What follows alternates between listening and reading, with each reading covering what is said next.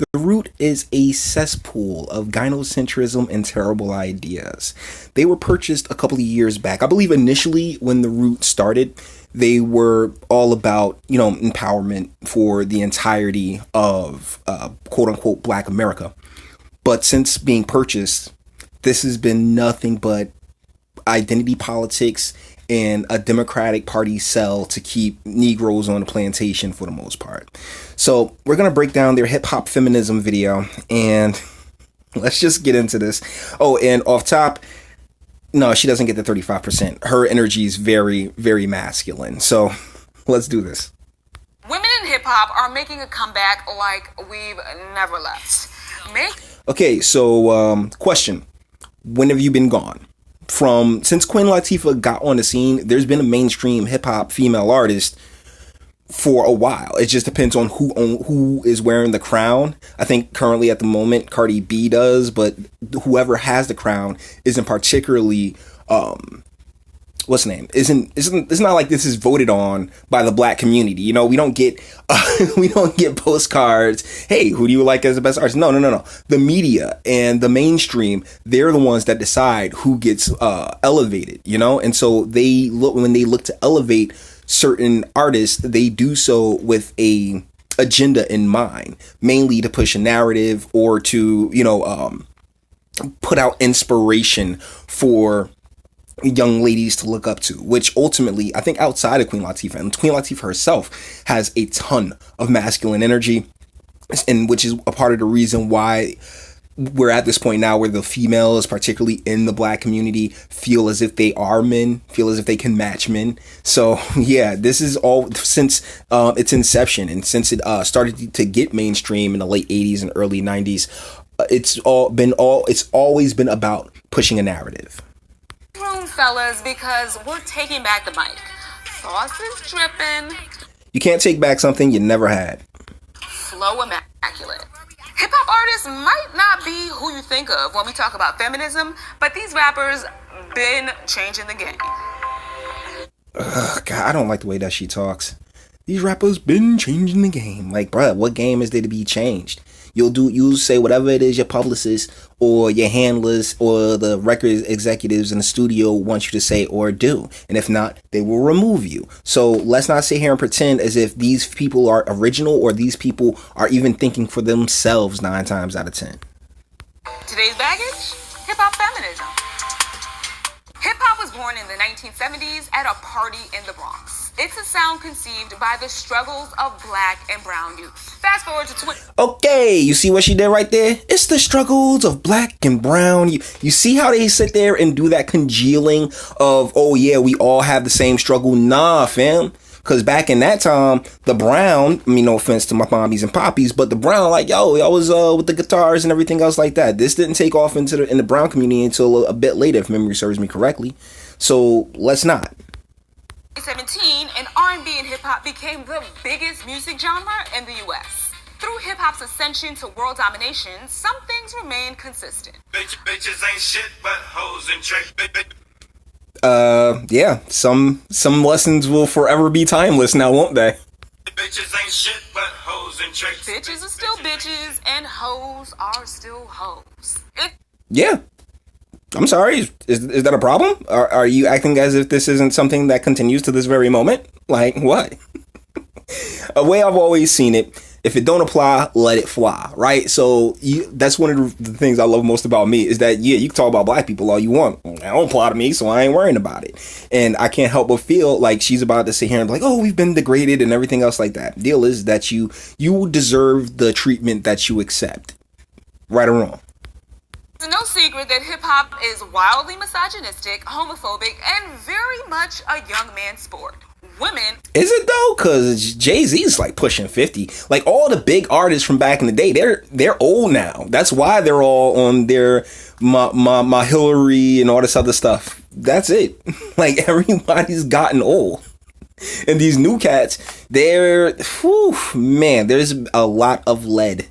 And you know what I'm saying? That, like, I'm pretty sure like 90% of the new rappers lived under power lines because they got issues, man. They really do. Are often used as collateral damage for petty displays of toxic masculinity. And that's where... Okay, see, this is how you know the root's complete nonsense. They say they're talking about petty displays of toxic masculinity. And like, lady, you'd love nothing more than to have a penis, okay? Let's be real. This woman right here would love nothing more, not inside her, but to actually have one dangling between her legs, okay? That's a big problem within our community. They sat here, drank the feminism Kool-Aid, and then are like, oh, well, we're treated wrong. No, there's a way things go. There is a natural order of things. You may not like it too damn bad. Hip-hop feminism comes in with a clear response. Nah, female MCs are only... Really? Because you're the only one? Wow, yeah. I mean, I'm glad that I stopped it right here. Nah. Well, we got a butt shaking because this is empowerment. Why is it that the only way you can feel empowered is by being sexual? You ever stop and ask yourself that question? And I just now noticing Cardi B in that tiger outfit. Oh my God, yo. This is why we need such a separation between descendants and everybody else, because all those ladies, we need to check the rings on them and see if they're actually descendants or if they got flown in somewhere. And Cardi B definitely ain't no damn descendant. But for some strange reason, they've congealed. It really all just blends together with them. There's not a lot of space for compartmentalization in the female mind. So they just sit there and say, oh, if you say one thing bad about one woman, you speak of all women. The dumb ones do. And so it's like, lady, nah, she don't represent you. All right, you represent you. Jesus. Their sexuality, challenging misogyny towards black women, and dismantling... Yup, challenging all that misogyny towards black women when you're doing who's this, Quaid Dad? I don't even know most of these broads. And I've said it before, I haven't paid attention to music in a very long time. So, of course, there's always going to be new artists and everything else like that. But I don't even know these people, man. Like, I don't... Come on, man. Homophobic behavior. Oh, yeah, everybody's favorite, Young Ma. The everybody's favorite chick that wants to be a dude. You're not a dude, Young Ma. Like, she got offended. I remember, who was it? It's somebody's like, yo, let me hit. Like, one of those lead paint chip eating rappers, Kodak Black. Yeah, he was like, yeah, let me hit. And she started tweaking. The term hip-hop feminism was coined by author and scholar Joan Morgan in her... Who is this person? See, that's the thing. It used to be if you want to hide something from a person, put it in a book. Now they done wrote all these different books that are filled with nothing but nonsense. 1999 text, When Chicken Heads Come Home to Roost. There is no rule book on who can or can't identify as a hip-hop feminist. But... Why? See, identity politics. Why would you want to identify as a hip-hop feminist? Identify as a good artist. Alright? Identify as somebody that's making bangers and putting them out in these streets and everybody eating, son. You know? Identify as that. Don't sit there and we have to identify as a feminist. Yo, man, a feminism ain't an identity. Being a feminist is like being a cop. You can take that badge off whenever you want. What does that even mean? Let's ask Professor Brittany Cooper. If you would have... Yeah.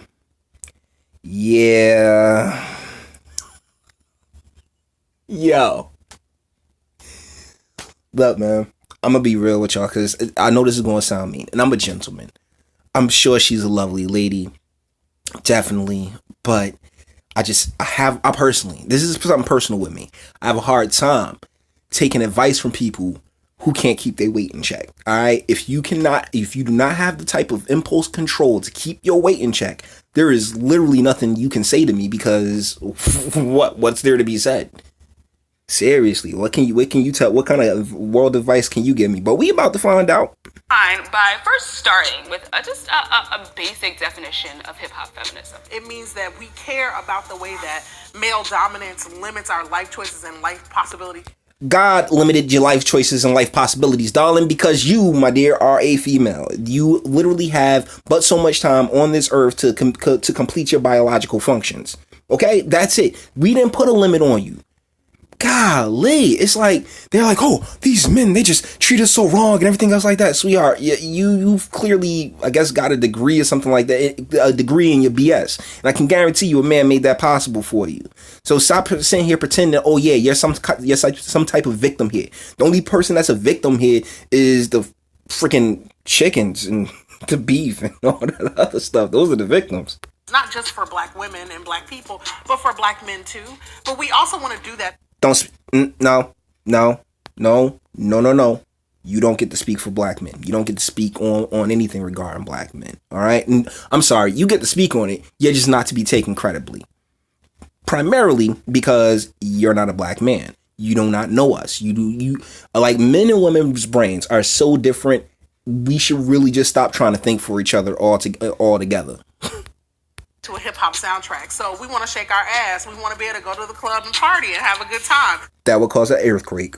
There's a generational narrative through which we enter feminism, which is about centering black and brown folks, which is about saying... See, they keep saying black and brown. Nigga, you ain't Puerto Rican. That black girls matter. And it's also about taking down all these barriers. So it's not you either... Where's the barrier? Please. Where's the barrier? I'd love to see it, because we're sitting here talking about, like, since the 80s, there have been females in hip hop, there have been female recording artists. What are you talking about? What barriers? God, it's like you make up your problems. You invent your own problems in your head and then you project them out into the rest of the world. Deal with that yourself. Professional, respectable black girl, or you a ratchet black girl, we say everybody gets to come to the party in hip. Yeah, nah, not even, because that respectable black girl got respectable by staying the hell away from y'all. I'm sorry, I don't mean to call her ratchet, but by staying away from the ratchet ones. That ratchetness, that ghetto-ness, and everything else that y'all try to pretend is actually good is a poison in the black community that you guys are the ones to spread. And then you want to sit here and be like, oh, save our boys. Police just want to shoot them. Nah. You need to be giving them better fathers. You need to be striving to make the community better and not in some, oh yeah, let's just party and chill. No. We need to be striving to get industry and work for our young men into these communities. That's the only thing that's really missing. We got the bodies. We just need the opportunities, decent opportunities for them. Not this nonsense. Saying, talking about, oh, well, if you're ratchet, everybody can come to the party. Nah, man. Not even. Is the ground upon which we do that. Respectability politics has a sort of contentious relationship with hip-hop feminism. Yeah. Can you break that down for us? Respectability politics. It's not respectability politics. It's actually carrying yourself and conducting yourself as a decent, civilized human being in this country. That's it. It's not respectability. It's about being a decent and civilized human being. And if that's too much for you, then you know what? You should get out the game, fam. Yeah, so look, respectability politics was this strategy that black folks, right after the end of enslavement, they adopted this strategy to get white people to respect them and to see their humanity. And it mattered because white folks were lynching people. Black women were deeply unsafe, moving through a white world, and were often vulnerable to getting raped. And so, yeah, well, that's what the men were for. That was what the men were for, because they were getting lynched while the women were getting raped. You just hear all this victim mentality from a time long ago. And that's not to discredit how that time has played into this time. But to sit here and be like, oh, respectability, look, fresh off of slavery, you wanted to start to operate in civilized, in a respectable manner. You know, it's about projecting that you have an iota of class. And guess what? There's nothing wrong with that. But due to your mindset, oh, well, you're just trying to be like white folk. Nah, it's about being a decent human being. Black folks made this gamble. They said, look, we're going to become excellent. We're going to get educated. We never going to commit no crime. Hip-hop has prophesied against respectability and called it a lie and reminded us that Martin Luther King and Malcolm X met the same fate despite the differing kinds of radicalism. Were you there? Do you know exactly how and why they were put down and who put them down? Oh, we got the shooter and we got the supposed shooter in MLK's case. But here's what I'm saying is just that you're like, oh, well, hip hop says you don't have to be respected. But hip hop has been since I will go with the gangster rap from the NWA that time, you know, that early 90s time. It's been just a means in which to convince people that they can go out and cause chaos. and destroy their communities. Why? Because they needed to get Negroes into prisons. That's it. That's why hip hop is as big as it was, as big as it is or has been. Because they were like, you know what? We need the type of music that's going to make people go and feel and embolden them to go out and commit crime. So we can toss them in prison and we can get this money. Screw them. Screw their communities. Screw their families. We're going to throw in this drug war. We're going to throw in this no man in the house rule. We're going to throw in all these different policies that's just going to make it easy for them to just usher their own selves into prison. And we're going to toss some hip hop to make it all seem cool. Both of them. And who said that the only people who deserve to be free are black folks who never cuss and black folks who don't like to have sex? I mean, because those are the ones that honestly you could probably leave your house door open around. Just saying. like she's oversimplifying this by a long shot because she's like, oh, curse and have sex. Nah, sweetie. There is an element of degeneracy that has come with hip hop into the community, and what these big mas, because I'm gonna call it big ma, what big ma here is trying to do is the same thing that the white supremacy depended on the black woman doing, and that's making excuses for terrible behaviors. Who doesn't? Okay, so but for women, respectability politics isn't the only challenge. Trying to make it as a woman in a notoriously misogynistic and patriarchal space, that the misogynists and the patriarchy just happily allow you into, actually encourage you to get into it every single... I'm done with this video. I don't want to use all of this stuff. I can't help but feel like this video is probably running a little bit longer, and if I keep responding to this, I'm just going to end up wilding out. We're going to leave it on Eve right here while we wrap this up, because I like to know your thoughts. So, all the internet stuff. Like it if you liked it, or dislike it. I'm not scared. Sub if you enjoy my fantastic voice. Share, because sharing is caring. And speak. Let me know what you think in the comments. This is just more we a victim, we're victims. Oh my goodness. It's the victim mentality that has run so rampant throughout the black community that you got these people right now still crying about the reparations thing. They gave you your hearing. You're not going to get any more reparations, fam. That's it. It's done. But they still crying about it. Why? Because we victims, we victims, we victims. And yes, terrible things have happened to the black community in this country historically. But probably about 50s, 60s, those hands stopped being white. Those hands have been black for a real long time. And hip hop itself has played a role in that destruction. In the root, you're playing a role in making sure that it continues. But let me know what you think in the comments. And until the next video,